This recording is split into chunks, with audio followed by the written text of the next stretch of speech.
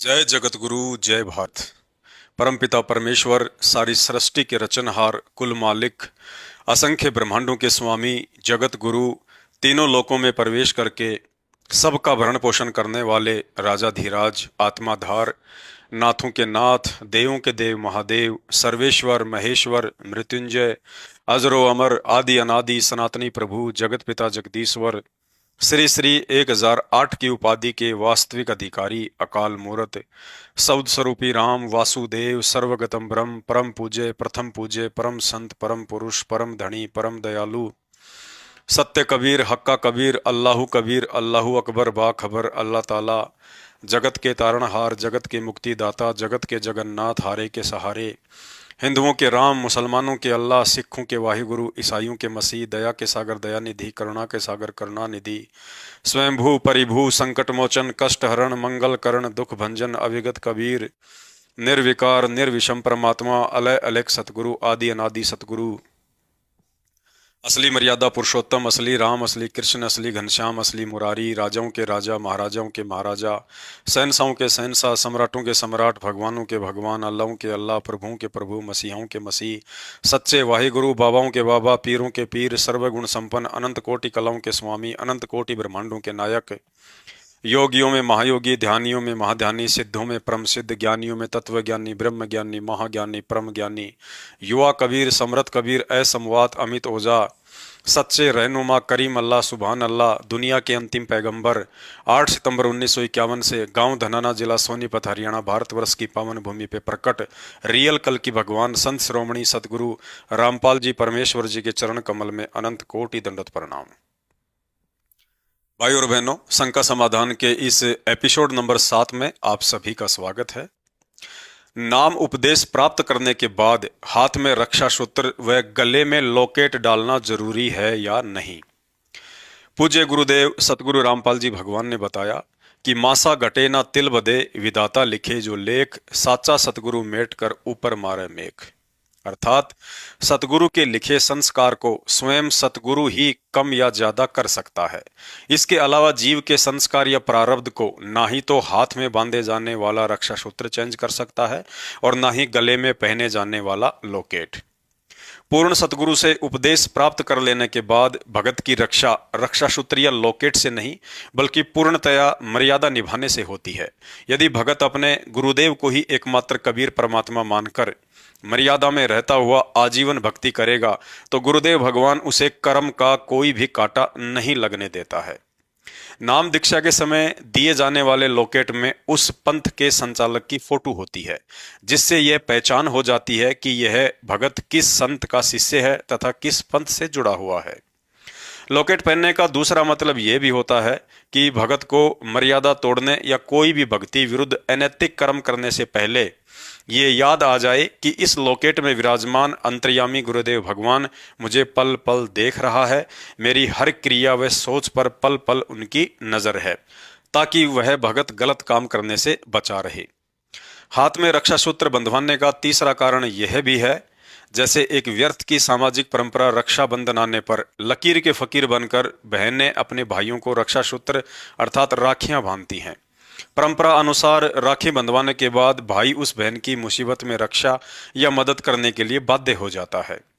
ठीक इसी तरह उपदेश प्राप्त करने के बाद जब हम आश्रम से हाथ में रक्षा सूत्र बंधवाते हैं तो अपने सतगुरु देव जी को ये वचन देकर आजीवन उनकी भक्ति करने के लिए प्रतिज्ञाबद्ध हो जाते हैं कि हे गुरुदेव, आज के बाद मन कर्म वचन से तन मन धन आपके चरण कमल में समर्पित करके ज्ञान को आधार बनाकर मर्यादाओं में रहकर लाभ हानि, लोक लाज, समाज की कुरीतियों तथा भक्ति विरुद्ध समस्त परंपराओं का त्याग करके दिलो जान से आपकी भक्ति करने के लिए प्रतिज्ञा करता हूं। परंतु इस प्रतिज्ञा के विपरीत आज भी ज्यादातर भगत भाई बहन सिर्फ एक फॉर्मेलिटी के लिए ही लॉकेट और रक्षा सूत्र पहनते हैं। भाई और बहनों, एक भगत की रक्षा मर्यादा में रहकर की जाने वाली सत भक्ति से होती है। गुरुदेव भगवान कहते हैं, संत शरण में आने से आई टले बला, जो मस्तक में सूली हो वह कांटे में टल जा। अर्थात सच्चे सतगुरु की शरण में आकर मर्यादित भक्ति करने वाले साधक के भाग्य में यदि मौत आनी हो तो समर्थ गुरुदेव भगवान अपने आशीर्वाद से मौत को भी टाल देते हैं। उस पहाड़ जैसे दुख को भगत के लिए बहुत हल्का कर देते हैं।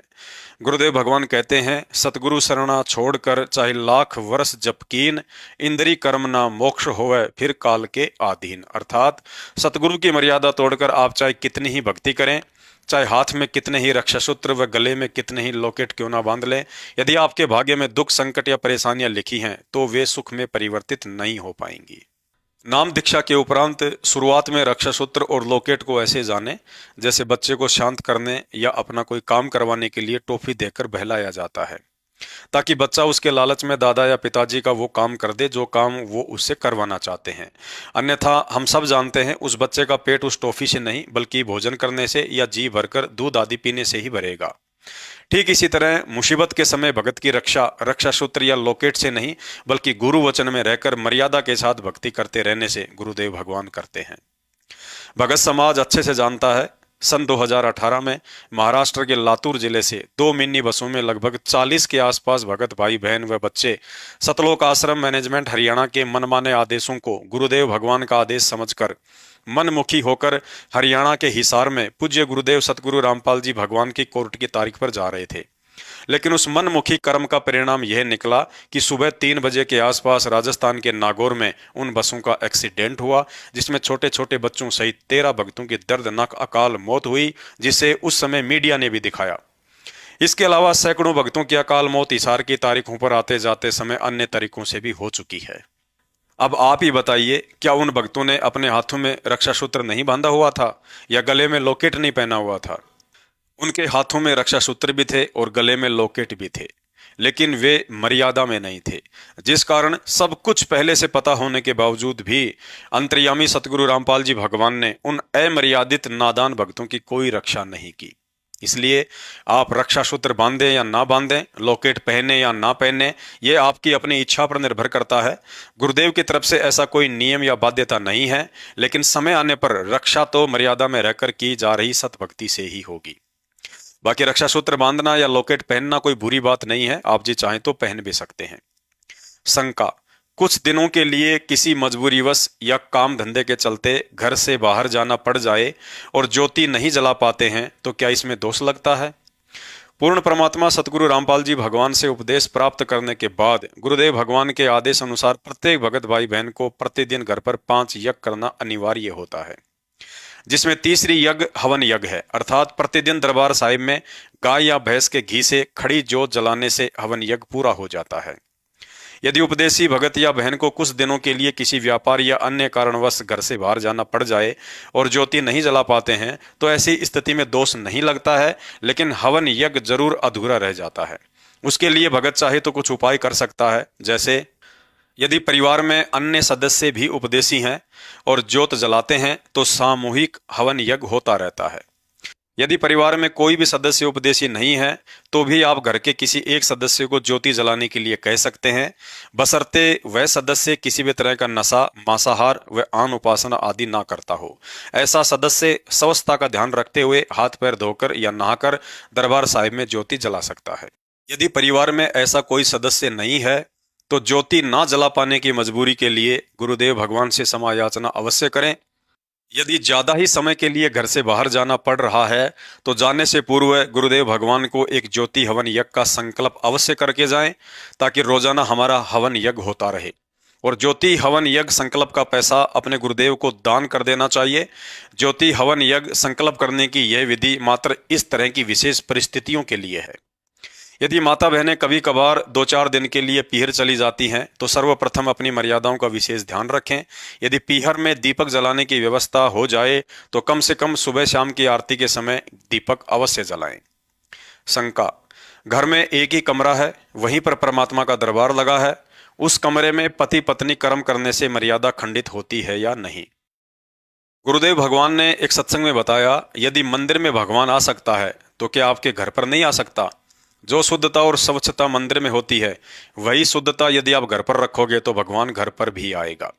इस आधार से यदि एक ही कमरा है और उसी में गुरुदेव का दरबार लगा रखा है तथा जिस कमरे में नशा करने वाले व्यक्ति का भी प्रवेश वर्जित होता है तो जाहिर सी बात है दरबार साहिब वाले उस कमरे में पति पत्नी व्यवहार भी वर्जित है, क्योंकि उपदेश के बाद भगत का घर घर नहीं बल्कि आश्रम में तब्दील हो जाता है और गुरु के आश्रम में विषय वासनाओं की चर्चा करना भी हानिकारक होता है। लेकिन मजबूरी वाली ऐसी स्थिति में कोई भी कर्म करने से पहले गुरुदेव भगवान को दंडवत प्रणाम करके क्षमा याचना अवश्य करें। हो सके तो उस वक्त दरबार साहिब में पर्दा लगाकर उसे ढक दें। ध्यान रखें, जलते हुए दीपक और पर्दे के बीच में काफी दूरी होनी चाहिए और पर्दा हमेशा के लिए लगाकर ना रखें। शंका, उपदेशी भगत पूजा पाठ में धूप बत्ती या अगरबत्ती का उपयोग कर सकते हैं या नहीं? गुरुदेव भगवान के आदेश अनुसार प्रतिदिन घर पर किए जाने वाले पांचों यज्ञ में धूप व अगरबत्ती का उपयोग नहीं करना है, क्योंकि धूप व अगरबत्ती जलाने से वातावरण भी प्रदूषित होता है व इसके धुएं से बहुत सारे सूक्ष्म जीव भी मरते हैं तथा अगरबत्ती व धूप बत्ती का धुआं भगत के 10वें द्वार सुषुम्ना द्वार को भी प्रभावित करता है। इसलिए गुरु आदेश अनुसार भगत ने हवन के लिए केवल देसी घी का दीपक ही जलाना है। शंका, घर में शादी विवाह या भक्ति नियमों के विरुद्ध किसी भी कार्यक्रम में यदि परिवार वाले भगत से सलाह मांगते हैं तो क्या करें? गुरुदेव भगवान ने बताया कि मर्यादा विरुद्ध गलत काम करना और उसमें सहयोग देना भक्ति मार्ग में दोनों ही कर्म पाप के भागी बनाते हैं। यदि उपदेशी भगत के घर में शादी विवाह या अन्य कोई शास्त्र विरुद्ध कार्यक्रम होता है और यदि घर वाले उससे जुड़ी हुई किसी भी प्रकार की सलाह लेते हैं, जैसे पंडित की बुकिंग, बैंड बाजा या घोड़ी की बुकिंग करना, आभूषणों की खरीदारी करना, पूजा पाठ की सामग्री, दूल्हा या दुल्हन का मेकअप करवाना या अन्य कोई ऐसी क्रिया जो सामाजिक कुरीतियों व व्यर्थ की परंपराओं में शामिल है या जिनके करने से, सलाह देने से या सहयोग करने से हमारी मर्यादा खंडित होती है, तो भूल कर भी अपना सहयोग ना दें, क्योंकि सलाह देने से भी उसमें आपका सहयोग माना जाता है। ध्यान रखें, ऐसी परिस्थिति में सलाह व सहयोग ना देने पर आपको भला बुरा भी सहना पड़ सकता है, परिवार वाले नाराज भी हो सकते हैं। लेकिन तत्व ज्ञान अच्छे से समझ में आ जाने के बाद भक्ति चाहने वाली आत्माओं के लिए सबसे ज्यादा महत्वता गुरुदेव भगवान की प्रसन्नता होती है, ना कि घर वाले व दुनिया वालों की नाराजगी। गुरुदेव भगवान कहते हैं, जो संघर्ष इस भक्ति और भगवान के लिए आज से पहले महापुरुष करके चले गए, यदि वर्तमान में हम उनका 50% भी कर लेंगे तो भी परमात्मा आसानी से बेड़ा पार लगा देगा। और वह 50% संघर्ष है वर्तमान में नाम उपदेश के बाद गुरुदेव द्वारा सत्संग में बताए जाने वाले समस्त नियम व मर्यादाएं। शंका, गुरु की अनुपस्थिति अर्थात गैर हाजिरी में भक्ति करने के लिए आश्रम में जाना चाहिए या नहीं? गुरुदेव भगवान कहते हैं, पर्वत पर्वत मैं फिरा कारण अपने राम, राम जैसे संत मिले जिन सारे सब काम। अर्थात पूर्ण सतगुरु की शरण में आकर यह अनमोल तत्व ज्ञान व अध्यात्म के विषय में यथार्थ जानकारी होने से पहले मैं उस परमात्मा की खोज में ना जाने कहां कहां भटका। मंदिर, मस्जिद, गुरुद्वारे, चर्च, तीर्थ धामों पर, मेले में, हर जगह भटका, लेकिन परमात्मा कहीं नहीं मिला। फिर मुझे स्वयं वही कबीर परमात्मा संत रूप में आकर मिला और मुझे वास्तविक ज्ञान दिया कि मोकू कहाँ ढूंढे रे बंदे, मैं तो तेरे पास में। ना तीर्थ में, ना मूर्त में, ना एकांत निवास में, ना मंदिर में, ना मस्जिद में, ना काशी कैलाश में, नहीं प्राण में, नहीं पिंड में, ना ब्रह्मांड आकाश में, ना मैं त्रिकुटी भवर गुफा में, सब श्वासन के श्वास में। खोजी होए तुरंत मिल जाऊं एक पल ही की तलाश में। कहे कबीर सुनो वे साधो, मैं तो हूं विश्वास में। सर्वप्रथम तो सतगुरु से उपदेश व तत्व ज्ञान लेने के उपरांत ज्ञानी भगत को ये बात अच्छे से समझ में आ जानी चाहिए कि वह परमात्मा जिसकी तलाश में पहले मैं और अब पूरी दुनिया भटक रही है, वह कोई और नहीं बल्कि मेरे गुरुदेव भगवान स्वयं ही हैं। क्योंकि कबीर परमेश्वर की सत भक्ति में सतलोक का ज्ञान और समाधान संत रूप धारण करके वह कबीर परमात्मा स्वयं ही प्रदान करने के लिए आते हैं। अन्यथा उस अमरलोक की प्राप्ति की संपूर्ण विधि व जानकारी 21 ब्रह्मांड में सामान्य प्राणी तो छोड़िए, स्वयं ब्रह्मा, विष्णु, महेश, दुर्गा और काल भी नहीं रखते हैं। गुरुदेव भगवान ने बताया कि अपने द्वारा रची सृष्टि की यथार्थ जानकारी स्वयं कबीर परमात्मा ही सतलोक से चलकर आकर देते हैं और तत्व ज्ञान देने के लिए सत्संग भी वह परमात्मा स्वयं ही करते हैं। आदरणीय गरीबदास जी महाराज अपनी वाणी में फरमाते हैं, गरीब निर्गुण सरगुण एक है, दूजा ब्रह्म विकार, निर्गुण साहिब आप हैं और सरगुण संत विचार। अर्थात कबीर परमात्मा निर्गुण रूप में स्वयं ही सतलोक में सिंहासन पर विराजमान रहते हैं और सरगुण रूप में संत रूप धारण करके स्वयं ही अपनी आत्माओं को यथार्थ ज्ञान देने के लिए 21 ब्रह्मांडों में प्रकट होते हैं। जैसे वर्तमान में स्वयं वही कबीर परमात्मा 8 सितंबर 1951 से अपने तेज पुंज के नूरी शरीर को हल्का करके अर्थात सरगुण रूप धारण करके संत रामपाल दास नाम से धरती पर प्रकट हैं। अर्थात धन सतगुरु उपदेश देवा 84 ब्रह्म मेट ही, तेज पुंज अन्य देह धारण करके इस विधि हमको भेंट ही। गुरुदेव भगवान अपनी अमृतवाणी में फरमाते हैं, कबीरा वो नर अंध हैं जो गुरु को कहते और हरि के रूठे ठोर हैं, सतगुरु के रूठे नहीं ठोर। अर्थात ज्ञान व उपदेश प्राप्त करने के उपरांत भी यदि साधक अपने गुरु और भगवान में अंतर समझते हुए गुरु और भगवान को अलग अलग मानता है तो वाणी के अनुसार तत्वदर्शी संत की भक्ति करते करते भी मरने के बाद वह कुत्ते की योनि को ही प्राप्त करेगा। कहते हैं, गुरु और गोविंद दो नहीं भाई, जो दो समझेगा वो दो जख में जाही। गुरु और गोविंद दो ही कर जानी, उसके घट में काल समानी। अर्थात परमात्मा के भक्ति विधान अनुसार भगत या भक्तमती गुरु और भगवान को जब तक अलग अलग मानते रहेंगे तब तक उनके हृदय में काल ही समाया रहेगा। सर्वप्रथम हमारे दिलो दिमाग से इस तरह की घटिया भ्रमणा निकल जानी चाहिए कि संत रामपाल जी स्वयं कबीर परमात्मा ना होकर एक सामान्य संत ही होंगे। यदि हम अपने घर या दरबार में कबीर जी की समझे जाने वाली दाढ़ी मूछ वाली हाथ से बनाई हुई काल्पनिक फोटो को भगवान का दर्जा देकर दरबार में या घर की दीवारों पर टांग रहे हैं तो असली कबीर सतगुरु रामपाल जी भगवान जी उस घर से सैकड़ों कोस दूर रहते हैं।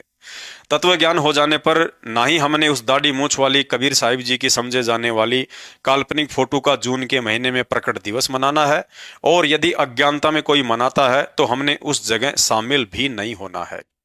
सन 2014 बरवाला कांड के बाद से भगत समाज को काल प्रेरित सतलोक आश्रम मैनेजमेंट हरियाणा द्वारा अज्ञानता की नींद में सुलाया जा रहा है, जबकि सतलोक आश्रम मैनेजमेंट हरियाणा अर्थात गुरुदेव के मुंह बोले कलयुगी बेटा बेटी पत्नी रिश्तेदार, ये सभी लोग गुरुदेव भगवान की सुसंगति करने के मामले में हम भक्तों से काफी परिपक्व हैं। ऐसे में गुरुदेव के जेल जाने के बाद इनकी जिम्मेदारी बनती थी कि बाकी समस्त संगत को अपना छोटा भाई बहन समझकर मर्यादा का पाठ पढ़ाते और सही मार्गदर्शन करते, लेकिन इन्होंने उल्टा संगत को अपने निहित स्वार्थों के चलते भक्ति विरुद्ध अनेकों कुकर्म करवाकर आज ऐसे चौराहे पर लाकर खड़ा कर दिया है जहां से आगे का रास्ता ना स्वयं सतलोक आश्रम मैनेजमेंट हरियाणा को पता है और ना ही बेचारी भोली संगत को। अर्थात दोनों के दोनों धोबी के कुत्ते वाली स्थिति में आकर खड़े हो चुके हैं। साध संगति के अभाव में काल प्रेरणा से इनका हर एक कदम प्रतिदिन बर्बादी की तरफ ही बढ़ता जा रहा है। इतिहास गवाह है, परमेश्वर कबीर जी के भक्ति मार्ग में सबसे बड़ा रोड़ा उनके अपने समझे जाने वाले अर्थात उनके आसपास या साथ साथ रहने वाले ही पैदा करते हैं। काल निरंजन उनके आसपास ही अपने दूत भेजता है। 600 वर्ष पहले कबीर परमेश्वर जी ने जिस मरे हुए कमाल नाम के लड़के को जीवित करके अपने पुत्र की तरह पाल पोस कर बड़ा किया था, उसे शिक्षा और दीक्षा दी। अंत में वही कमाल नाम का लड़का गुरुद्रोही साबित हुआ और संगत को कबीर जी से दूर करने लगा। उसके बाद जब परमेश्वर कबीर जी ने धर्मदास जी के द्वारा अपने भक्ति मार्ग को आगे बढ़ाने की युक्ति सोची तो काल निरंजन ने धर्मदास जी के पुत्र नारायण दास के रूप में अपना मृत्यु अंधा नाम का दूत भेज दिया। ठीक इसी तरह आगे चलकर आदरणीय गरीबदास जी गांव छुड़ानी जिला जज्जर हरियाणा वाले के 12वें पंथ में भी ज्ञान का अज्ञान करवा दिया।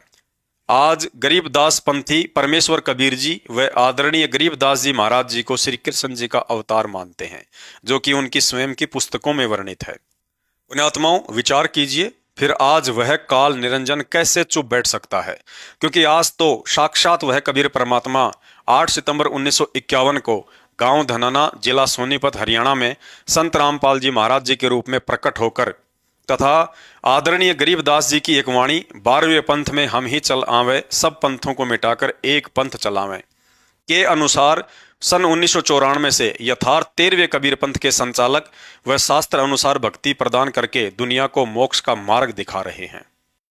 तो इस बात से चिंतित होकर काल निरंजन ने अपने सारे के सारे दूत उन्हीं के आसपास परिवार व रिश्तेदारों के रूप में ही पैदा कर डाले। मुख्य दूत संत रामपाल जी का छोटा भाई महेंद्र, जो बरवाला कांड में अपने बड़े भाई संत रामपाल जी के साथ गद्दारी करके उन्हें मुसीबत में छोड़कर अकेला भाग निकला और सन 2014 से 2023 तक भगोड़ा बनकर घूमता रहा।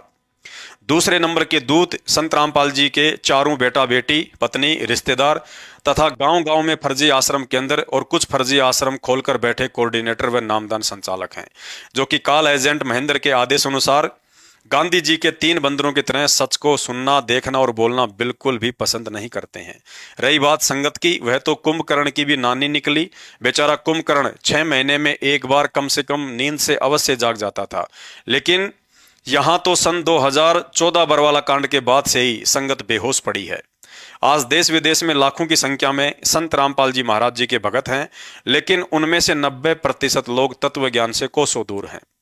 आंखों के सामने संत जी के कलयुगी परिवार के द्वारा भक्ति विरुद्ध कुकर्म करवाकर संगत की मर्यादा खंडित करवाई जा रही है, लेकिन ना जाने किस भय के चलते लोग मूक दर्शक बने हुए हैं।